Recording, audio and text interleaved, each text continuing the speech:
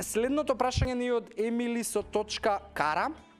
Дали смути е подобро да го правам со млеко или со вода и дали е подобро да биде прво во почетокот на денот или после појадок. Емилија, смутито ако можеби е само овошно во кое што ти додаваш вода, млеко или јогурт, ако мене ме прашуваш по основ на тоа како е поздраво, јас сум поголем фан за вода и за јогурт, затоа што